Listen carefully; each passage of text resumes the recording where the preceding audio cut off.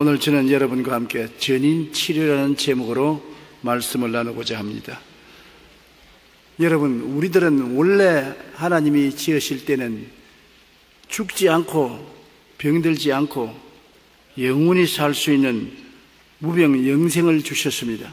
그런데 왜 오늘날은 병들고 고통당하고 죽나요? 잘 알다시피 우리의 조상 아담과 하와가 하나님을 반역하고 죄를 지어서 그 결과로 죽음을 가져오게 된 것입니다. 오늘날 우리는 가지 심신의 병을 앓고 고생하게 되었고, 병의 치료를 위해서 무진 노력을 다하고 많은 돈을 사용하고 있습니다. 대전시 유성에 있는 국군 의학교에 가면 사람들이 눈길을 끄는 커다란 돌비가 있습니다. 거기에는 살려야 한다는 5글자가 새겨져 있습니다. 군의관으로서 군대에서 상처 입은 군인들을 끝까지 살려야만 된다는 의무감을 그곳에 기록해 놓은 것입니다. 저는 그것을 볼 때 마음에 큰 느낌이 있습니다. 군의학교에 살려야만 한다고 슬로건을 붙여놓았으면 교회는 치료해야 된다 슬로건을 붙여야 될 것입니다. 아담의 타락 이후 우리는 갖가지 심신의 병으로 고통받게 되었고, 병의 치료를 위해 무진 노력을 다하게 되었습니다. 우리는 온갖 질병과 장애로 고통받는 사람을 치료해주고 살려야 되는 것입니다. 그것이 교회가 마땅히 해야 될 일이라고 저는 확신합니다. 첫째로, 사람들은 도덕적인 허물로 병든 인격을 가지고 있으므로 도덕적인 허물로 병든 인격을 치료해야 되는 것입니다. 여러분, 이 세상에 흠이 없는 사람이 아무도 없습니다. 아무리 바깥으로 보기에는 밝고 맑고 환한 같아도 속 삶을 들여다보면 다 흠이 있고 점이 있고 모자란 점이 있습니다. 우리는 그것을 감추면 살지만은 하나님께서는 우리 모든 죄와 허물을 다 보고 계신 것입니다. 이 죄와 허물을 치료한다는 것은 사람 힘으로는 불가능합니다. 이 세상에 사는 그 자체가 죄입니다. 먹고 사는 그 자체가 죄입니다. 이 죄악의 홍수 속에 사는 우리들이 죄 없이 완전히 깨끗하게 산다는 것은 인간의 힘으로는 불가능하지요. 그렇기 때문에 영원하신 우리 주님이 십자가에 영원한 한 제사를 드려서 우리에게 영원한 용서를 허락해 주신 것입니다. 하루 동안의 용서만 주시면 내일은 어떻게 합니까? 어제만 용서를 주셨으면 오늘은 어떻게 하는 것입니까? 우리 인간은 유한한 존재이기 때문에 우리가 하는 일은 모두 다 한정되어 있지만은 예수님은 영원한 하나님으로 주님이 드린 제사는 영원한 제사인 것입니다. 두 번 다시 드릴 필요 없습니다. 한 제사로 영원히 주님은 우리의 죄와 허물을 청산해 주신 것입니다. 이사야 53장 5절에 그가 찔리면 우리 허물을 인내며 그가 상하면 우리 죄악을 인함이라. 찔리고 상한 것은 허물과 죄악을 영원히 용서해 주신 것입니다. 로마서 3장 24절에 그리스도 예수 안에 있는 성령으로 말미암아 하나님의 은혜로 값없이 의롭다 하심을 얻은 자 되었느니라. 하나님의 은혜는 하루 이틀 주는 것이 아니라 영원한 은혜로서 우리는 그 은혜를 힘입어 의롭다함을 얻어 하나님 앞에 당당히 나설 수가 있는 것입니다. 그러므로 예수 믿으면 더 이상 우리가 드릴 재물이 없어요. 인간의 노력과 애씀의 재물이 필요 없습니다. 오직 믿음으로 예수님의 보혈로 우리는 영원히 용서와 의로움을 얻게 된 것입니다. 그러므로 죄와 허물은 예수님의 보혈로 씻음받고 용서받고 치료받게 되는 것입니다. 우리는 이 세상에 보면 알코올 중독, 도박, 거짓말, 음란, 도적질, 미움, 원한 등 인격에 병이 들어 스스로 씻어버리지 못하는 존재인 것입니다. 사람이 이런 병에 걸려 있으면 아무리 꾸짖어도 안 되고 정죄와 심판 등으로 변화시키지 못합니다. 그렇기 때문에 보세요. 형무소에 가서 형기를 마치고 나오자마자 또 도적질하고 거짓말하고 방탕하고 성범죄하고 그렇게 하는 것입니다. 사람은 죄악의 씨가 심어져 있기 때문에 그 씨를 뽑아버리고 생명의 씨앗으로 갈아치우기 전에는 사람의 힘과 능으로는 거룩하게 될 수가 없습니다. 도덕적인 인격이 치료받아야 하는 것인데 어떻게 해야 치료받겠습니까? 하나님께서는 우리 예수 그리스도 보혈로 씻어주고 용서만 해주고 내버려 놓으면 또다시 죄를 짓고 또다시 죄를 짓고 끝없이 죄를 짓습니다. 그 죄의 뿌리를 뽑아내는 유일한 길은 하나님의 성령이 오셔서 우리 속에 거하면서 죄의 뿌리를 뽑고 거룩한 씨를 심는 돌이밖에 다른 도리가 없는 것입니다. 그러므로 안 믿는 사람과 믿는 사람의 다른 점은 안 믿는 사람 속에는 세상의 영, 악령이 들어있지만 예수 믿는 사람은 악령이 물러가고 하나님의 신 성령이 들어와 계신 것입니다. 성령이 우리 영으로 더불어 하나님의 자녀된 것을 증거한다고 성경은 말하고 있는 것입니다. 요한복음 7장 37절로 38절에 누구든지 목마르거든 내게로 와서 마셔라. 나를 믿는 자는 성경의 이름과 같이 그 배에서 생수의 강이 흘러내리라 하시니 이는 성도들이 받을 성령을 말한다고 말한 것입니다. 성령이 오셔야 우리의 속에 있는 죄성이 뽑혀나가고 허물이 뽑혀나가는 것입니다. 이는 힘으로도 안 되고 능으로도 안 됩니다. 성령이 와야 되는 것입니다. 성령의 은혜를 받아야 생각이 달라지는 것입니다. 꿈이 달라지는 것입니다. 믿음이 달라지고 말이 달라지고 행위가 달라지는 것은 성령님의 능력으로 말미암아 되는 것입니다. 그렇기 때문에 예수 믿음으로 말미암아 우리가 죄사함을 받고 인격적인 변화를 받고 치료를 받는 것은 하나님의 성령을 받아야 되는 것입니다. 그렇기 때문에 성령을 풍성히 부어주는 이유가 거기 있는 것입니다. 우리 예수 믿고 구원받은 사람은 주님께 부르짖으면 성령을 어느 곳에나 주십니다. 집에서 혼자 받을 수도 있고 길거리에 걸어가다가도 받을 수 있고 말할 필요 없이 교회에 와서 기도하다가 성령 받는 것은 당연한 이치인 것입니다. 그래서 성령이 오시면 성결에 이르고 변화가 다가오는 것입니다. 마태복음 9장 12절로 13절에 예수께서 들으시고 이르시되 건강한 자에게는 의사가 서원할 데 없고 병든 자에게야 쓸 데 있느니라. 너희는 가서 내가 긍휼을 원하고 제사를 원하지 아니하노라 하신 뜻이 무엇인지 배우라.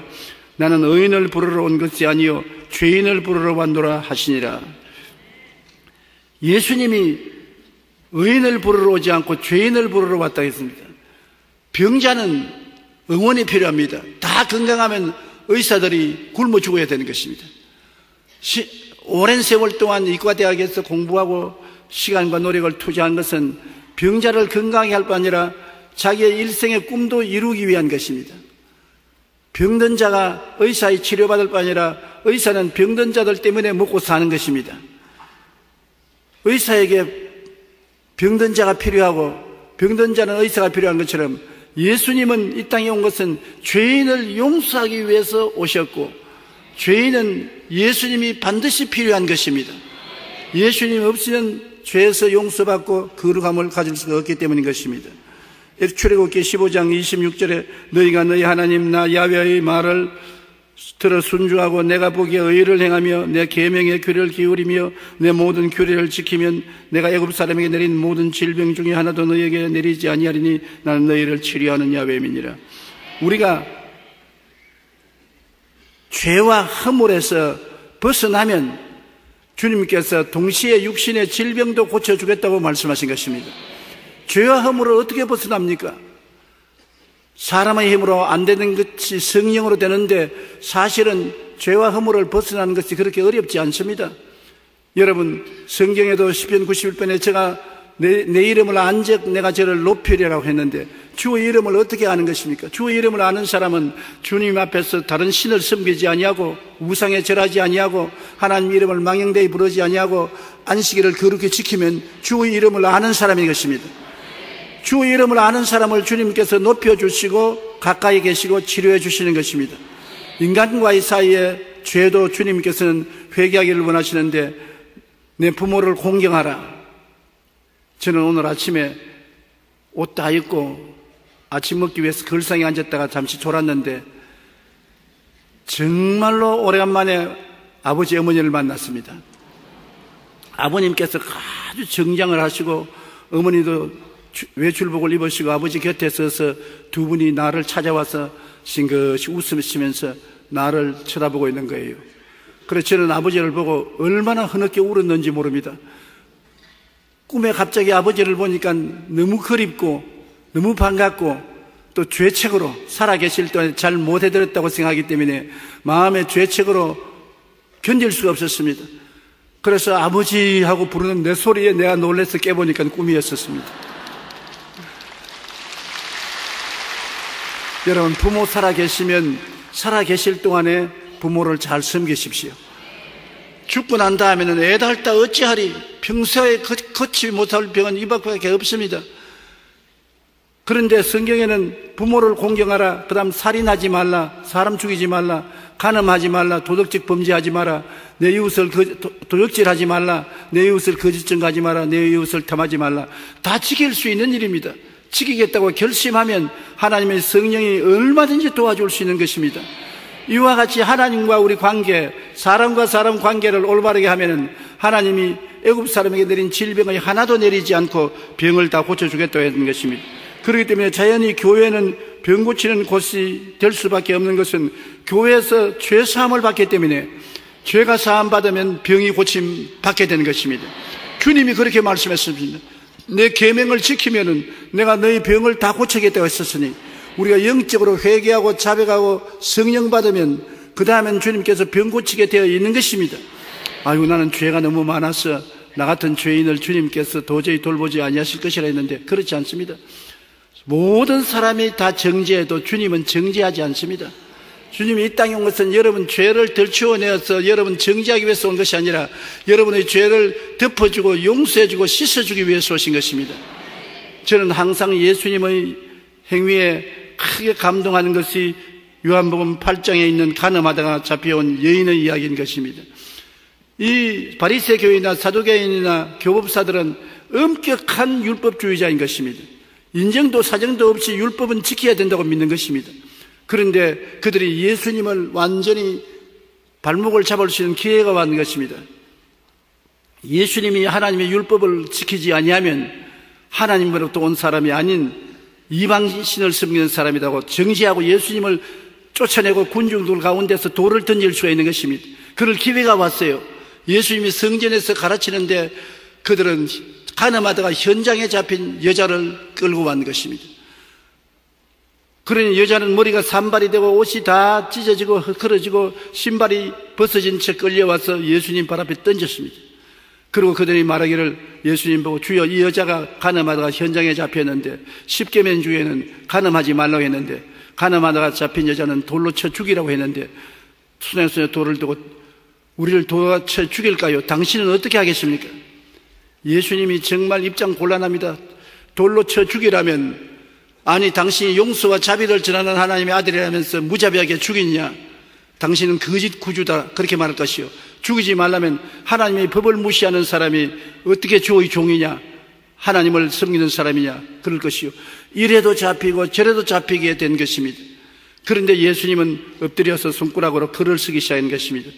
분명히 10계명을 적은 것입니다. 왜냐하면 돌로 쳐라는 이 여자의 간음한 죄는 10계명 중에 하나니까 10계명을 적고 난 다음 주님께서 고개를 들어 사람들을 보면서 너희 중에 죄 없는 사람이 먼저 돌로 쳐라. 안 치라는 말 안 했습니다. 죄 있는 여자에게 돌 쳐라. 나 안 치라고 말 안 한다. 그러나 너희 죄 없는 사람이 쳐라. 죄 있는 사람은 칠 자격이 없다.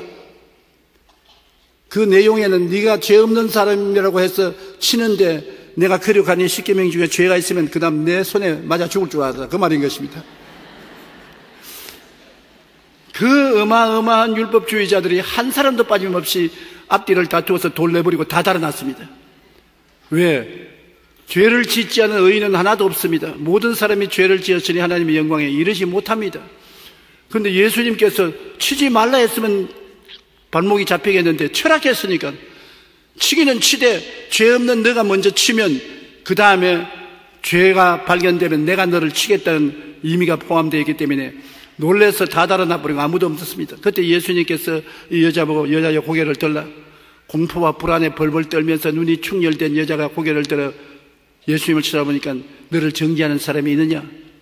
살펴보니 돌멩이만 흩어져 있고 아무도 없습니다. 아무도 나를 정죄한 사람이 없습니다. 그래, 나도 너를 정죄하지 아니한다. 집에 가서 다시 죄 짓지 말라. 그 은혜를 입은 여자가 집에 가서 또 죄 짓겠어요? 예수님의 은혜와 사랑을 깨닫고 난 그는 예수님을 만난 이후로 영원히 변화되었을 것입니다. 그리스도의 용서와 사랑과 은혜를 받고 나면 우리가 변화되는 것입니다. 그러므로 예수님은 은혜와 사랑을 통해서 우리를 변화시키기를 원하지 우리를 정죄하고 심판하여 돌무더기 속에 들어가기를 원치 아니하는 것입니다. 그러므로 우리 주님 앞에 나오면 우리는 죄와 허물이 용서받고 죄와 허물을 따라온 질병조차 치료함을 받을 수 있는 은총을 얻게 되는 것이니 교회는 바로 병 고치는 곳이요 교회 간판은 우리는 치료하는 곳이라고 써붙여 놓아야 될 것인 것입니다. 여러분은 오늘 치료받을 수 있습니다.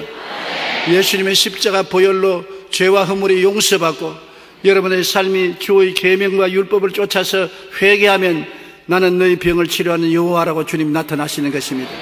그러므로 머리끝부터 발끝까지 모두 다 치료받게 되기를 주님 이름으로 축복합니다. 둘째로 우리는 정신적인 건강의 치료를 받아야 되는 것입니다. 비정상적인 정신 상태는 정신에 나타난 병입니다. 사람이 육체에만 병이 되는 것이 아닙니다. 정신적으로도 병이 되는 것입니다. 사람이 정신적인 병은 눈에 안 보이는 병인데 엄청나게 고통스럽고 괴로운 것입니다. 병적인 부정적인 마음이 정신적인 병인데 무능력, 무기력, 패배주의, 고질적인 염려, 근심, 불안, 초조, 우울증 등은 모두 다 치료받아야 되는 것입니다. 이런 사람을 보고서 너는 무능력하고 무기력하고 패배주의고 염려, 근심, 불안, 초조의 노예가 되고 미움과 원한의 치료자 고통 속에 있는 사람이라고 욕을 하면 안 됩니다. 비난이나 비평이 아니라 그런 사람들은 치료를 받아야 되는 것입니다. 치료가 필요한 사람인 것입니다. 잠언서 17장 22절에 마음의 즐거움은 양약이라도 심령의 근심은 뼈로 마르게 하느니라. 마음의 즐거움은 엔돌핀이 나오기 때문에 치료가 넘쳐나지만은 마음의 근심은 뼈가 마르는 것입니다. 여러분, 뼈가 마르는 병이 마를 지경이니까 살은 녹아버리지 않습니까?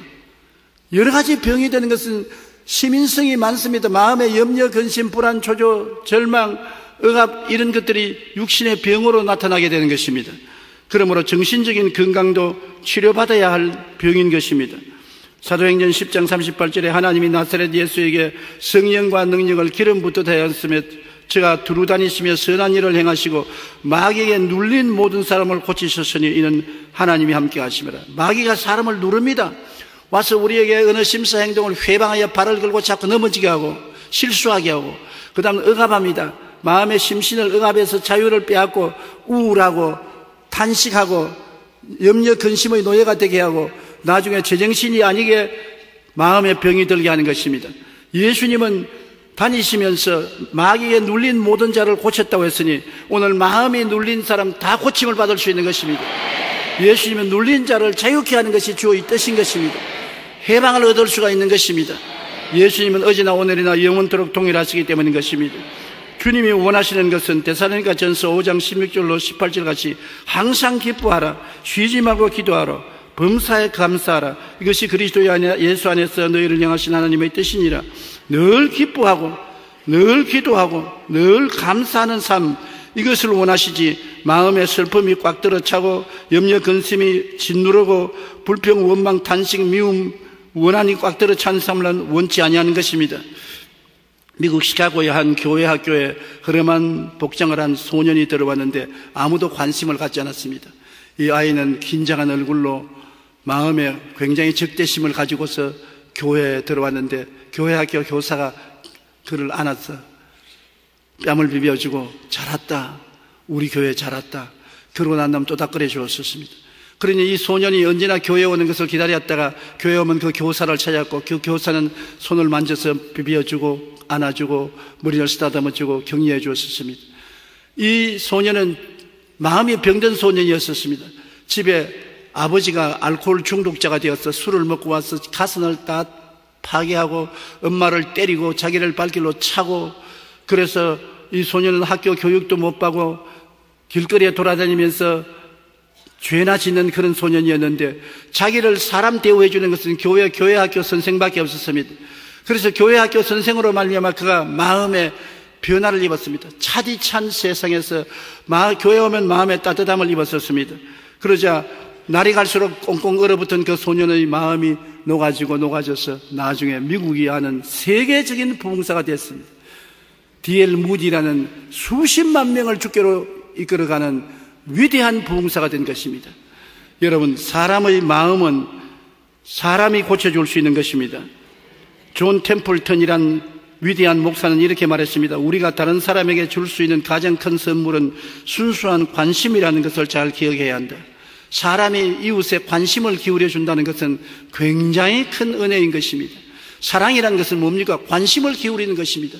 남편이 아내를 사랑하면 아내에 대한 관심을 기울이고, 아내가 남편을 사랑하면 남편 넥타이에 먼지 묻은 것 하나 틀어주는 관심을 기울이는 것입니다. 부모가 자식에게 관심을 기울이고 자식을 돌보고, 자식이 부모를 돌보는 것도 부모의 행복에 대한 관심을 기울일 때인 것입니다.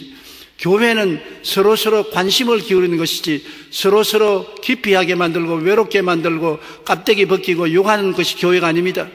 오늘 교회가 치료하는 곳이 되는 것이 아니라 상처 입히는 교회가 되는 것을 크게 우려하여 마지 않습니다. 교회 오면 맑은 사람도 병신 만들어 버리거든요. 왜냐하면 구역 예배나 지역장 예배나 예배에 가서 자기 스스로를 사람들에게 알리고 나면 모두 다 뒤에 가서 헐뜯고 빨가벗기는 일에 전문을 하는 곳이 교회인 것입니다. 교회는 사람을 치료해주고 용서해주고 덮어주고 안아주고 관심을 기울이는 것이 교회가 되어야 되는 것입니다. 관심이 바로 사랑이요, 사랑이 우리 심리적 치료가 되는 것이기 때문인 것입니다. 비정상적인 정신상태로 부정적이고 패배주의이며 고질적인 염려와 근심, 불안, 초조를 나타내는 증상은 치료받아야 되는 것입니다. 진실한 사랑 앞에서 정신적인 건강한 꿈과 소망을 갖고 건강해서 피어날 수가 있는 것입니다. 사랑이 치료의 역사를 베푸는 것입니다. 레오나르 캠버 박사는 30년 동안 심각한 정신질환으로 고생하는 사람들을 치료해왔습니다. 정신치료계의 거두인 것입니다. 그는 이러한 경험을 통해서 정신질환의 치료를 위해서는 전문적인 의사들의 치료보다도 관심과 사랑이 더 효과를 발생한다는 것입니다. 병원에 가서 의사들에게 전문적인 치료를 받는 것도 중요하지만은 교회나 가정에 사랑을 받고 관심을 기울여주는 것이 정신건강을 가져오는 첩경이라고 말하는 것입니다. 왜냐하면 정신질환의 원인은 대부분 마음의 문제로 인해 생긴 것으로 세상과의 단절과 외로움으로 일어나는 것이라고 말한 것입니다. 사람들이 외톨이가 되고 사람들에게 버림받은 심정이 되고 아무도 관심을 기울이지 않으면 이것이 뭉쳐서 정신병이 된다는 것입니다. 케머 박사는 정신건강을 위해 인간관계와 사랑의 중요성을 강조하며 이렇게 말했습니다. 인간은 절대로 혼자 살 수 없습니다. 우리는 서로 관계를 맺고 교제를 해야 합니다. 정신질환은 대부분 자신이 혼자라고 느끼기 때문에 일어납니다. 환자들 중에는 우연히 걸려온 전화 한 통이 혹은 모든 사람이 걸었던 말 한마디가 치료를 가져오는, 인생을 걸어놓는 경우가 많습니다.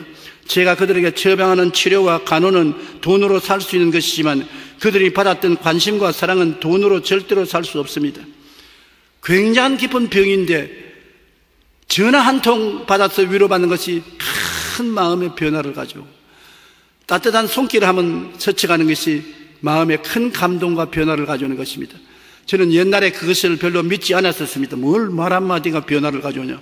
그랬는데 제가 많은 시련과 환난을 통할 때 경험해 보니까 평신도, 우리 지역장, 구역장이나 평신도라도 저게 와서 목사님 위해서 기도합니다. 건강하십시오. 튼튼하십시오. 다 하는 말인데 그 말이 그렇게 고마울 수가 없어요. 그 말이 치료하는 능력을 가지고 마음을 어루만져 주는 것을 느끼고, 야, 말 한마디가 천냥비절 갚는다더니 진짜 이것을 말하는구나. 여러분, 말로서 우리는 돈으로서 도저히 살 수 없는 위로와 치료와 관심을 표현할 수 있는 것입니다. 여러분, 가정에 들어가서 막말을 하지 말고 관심 있는 사랑의 말을 하십시오. 그 말이 서로서로를 위로하고 치료하고 힘을 주는 것입니다. 자녀들에게 자꾸 꾸짖고 결점을 덜쳐내지 말고 격려를 해 주십시오. 잘한다, 할 수 있다, 너는 위대한 사람이 될 수 있다, 너는 건강하다, 위로의 말을 해 주십시오. 그 말이 굉장한 용기를 주고 치료를 주고 새로 일어날 수 있는 능력을 허락해 주시는 것입니다.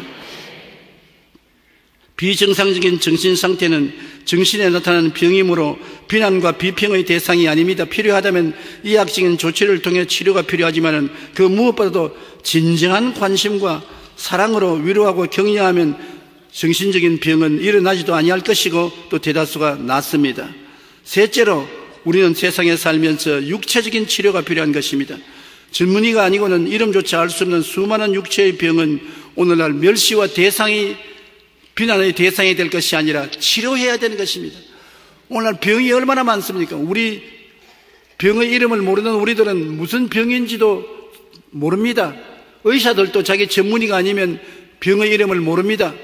그만큼 병이 많습니다. 그러나 교회는 여러분 병 고치는 곳입니다. 하나님은 병의 이름을 다 알고 계십니다.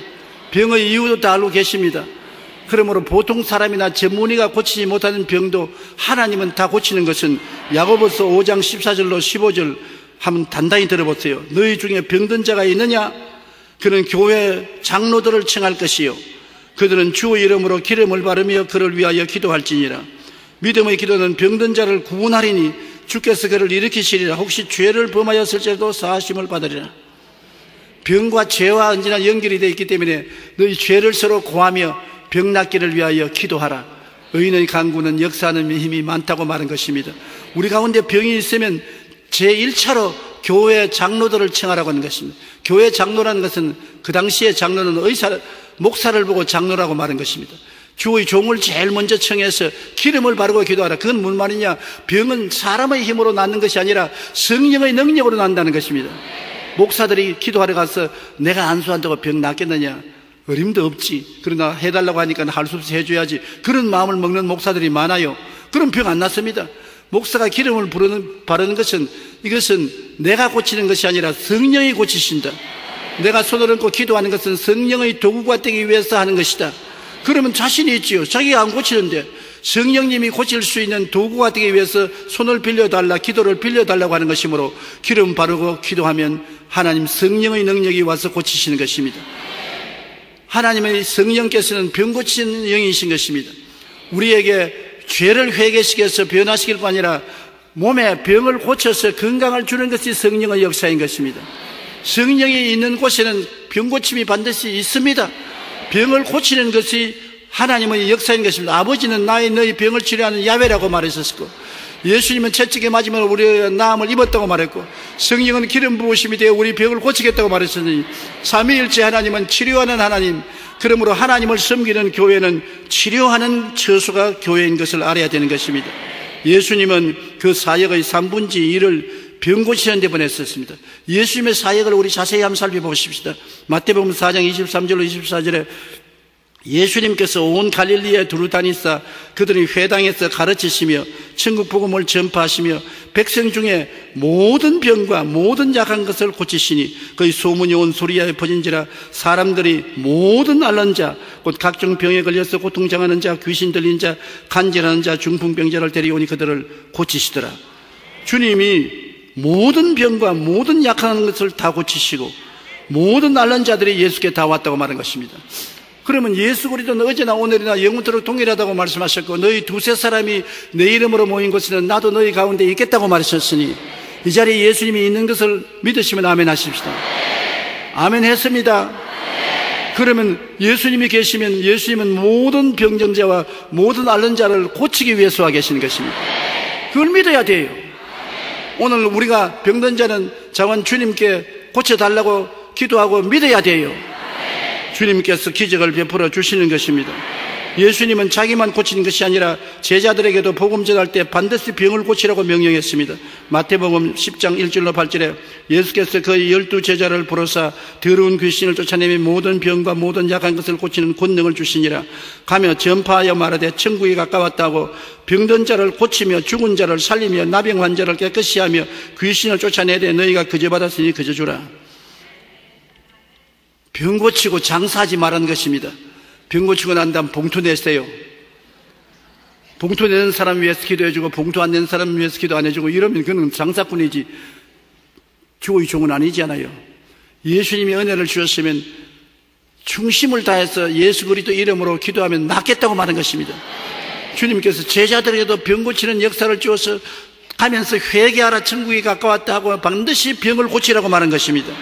12제자에게도 그랬는데 그 다음 그것도 모자라서 주님은 70인의 제자를 불러서 누가복음 10장 1절로 9절에 그 후에 주께서 따로 70인을 세우사 친히 가시려는 각 동네와 각 지역으로 둘씩 앞서 보내며 이르시되 주수할 것은 많되 일꾼이 적으니 그러므로 주수하는 주인에게 청하여 주수할 일꾼을 보내주소서 하라. 갈지어다 내가 너희를 보내미 어린 양이 이리 가운데로 보냄과 같도다. 어느 동네에 들어가든지 너희를 영접하거든 너희 앞에 차려놓은 것을 먹고 거기 있는 병든 자들을 고치고 또 말하기를 하나님의 나라가 너희에게 가까이 왔다 하라. 어느 집에 신방 가든지 차려놓은 것 거부하지 말고 반찬 투전하지 말고 그대로 먹으라는 것입니다. 복음 전하러 왔지 음식 시식하러 온 것이 아니니까 내가 준 거 그대로 먹고 그냥 떠나라고 말 안 했습니다. 병든 자를 고치고 천국이 가까워 왔다고 전하고 떠나라는 것입니다. 주님께서 혼자 치료하니까 사람이 너무 많이 병자가 오면 12제자에게 치료하는 역사를 주었고 12제자도 모자라니까 70인의 제자에게 그 권능을 주었고 70인도 모자라니까 마지막 떠날 때 뭐라고 말했습니까? 마가복음 16장에 믿는 자들에게 이런 표적이 있다더니 내 이름으로 귀신을 쫓아내며 병든 자에게 손을 얹은 적 나으리라. 여러분 예수를 믿으면 아멘 하십시다. 믿는 자면 내가 말한 것도 아닙니다. 주님이 말씀하기를 병든 자에게 손을 얹은 적 나으리라고 말하시니 내 병만 손 얹지 말고 남은 병도 손 얹어서 고쳐주시는 여러분 되시기를 주님 이름으로 축원합니다. 그러니 기독교는 병 고치는 종교인 것입니다. 이래도 병 고치고 저래도 병 고치고 앉아도 병 고치고 서도 병 고치고 교회 와도 병 고치고 신방 가도 병 고치고 동리에 가도 병 고치고 어디 가도 병 고치라고 주님께서 말씀하시는 것입니다. 그러므로 영혼의 병인 죄도 고치고 마음의 병인 심리적 병도 고치고 육체적인 병도 고쳐야 되는 것입니다. 주님은 십자가를 통해서 우리의 병을 짊어지셨습니다. 베드로전서 2장 24절에 친히 나무에 달려 그 몸으로 우리 죄를 담당하였으니 이는 우리로 죄에 대하여 죽고 의에 대하여 살게 하심이라. 제가 채찍에 맞음으로 너희가 나음을 얻었나니. 죄사함과 병고침은 나란히 갑니다. 죄사함이 있는 곳에 병고침이 있고 회개하라고 복음을 전하면 반드시 병고치는 역사가 있어야 되는 것입니다. 용서와 치료는 항상 같이 간다는 것을 잊어서는 안 되는 것입니다. 데살로니가전서 5장 23절에 평강의 하나님이 친히 너희를 온전히 거룩하게 하시고 또 너희 영과 몸이 우리 주 예수 그리스도의 강림하실 때 흠없게 보존되기를 원하노라. 영만 주님 영접하기를 원치 않습니다. 즉 마음도 고침을 받고 육체도 고침을 받고 전인 구원을 받아서 영혼이 잘됨같이 범사에 잘되며 강건해서 주님을 맞이하라는 것입니다. 최근 영국 학자들의 연구에 의하면 사랑의 감정을 많이 경험한 사람일수록 면역력이 높아 감기에도 안 걸린다는 것입니다. 미국의 한 연구에서 신체 접촉이 스트레스를 완화시키고 혈압과 맥박을 정상화시킨다는 것을 실험으로 입증했습니다. 미국 캘리포니아에서 정신건강상담원으로 일하는 캐들린 키딩이라는 간호사는 포옹요법을 개발하여 고통과 근심, 절망 가운데 있는 상처받은 사람들을 치료해 화제가 되었습니다. 최근엔 포옹요법은 미국의 대형 종합병원 간호사 훈련 과정에 포함되어 있습니다. 캐들린 카운팅은 포옹요법에 대해 이렇게 말했습니다. 포옹요법이란 환자를 안아주는 것입니다. 등을 쓸어주고 두들겨주는 것입니다. 포옹은 기분 전환에 좋고 외로움을 없애주며 두려움을 이기게 해줍니다. 자부심을 갖게 하고 이웃을 사랑하게 합니다. 욕구 불만으로 많이 먹는 사람에게 식욕을 줄여주고 알코올 및 약물 중독자에게 안전한 즐거움을 선사합니다. 특히 포옹은 맞벌이 부부, 아이들의 애정결핍증을 치료하는 데 큰 도움을 주어서 시간이 날 때마다 아이들을 안아주면 아이의 상실감을 치료하는 데 큰 효과가 있다고 말하고 있는 것입니다. 오스트라리아에서는 칸가루 요법이라고 말합니다. 칸가루는 배 주머니가 있어서 새끼를 배 주머니에 넣고 다니지 않습니까? 왜 칸가루 요법이라면 어느 부인이 쌍둥이를 낳았는데 쌍둥이 중에 하나가 죽었어요. 그래서 의사가 부인 아들이 죽었습니다. 그러니까 부인이 와서 그 죽은 아들을 품에 안고서 이렇게 흔들어 주니까 살아나 버렸었어요.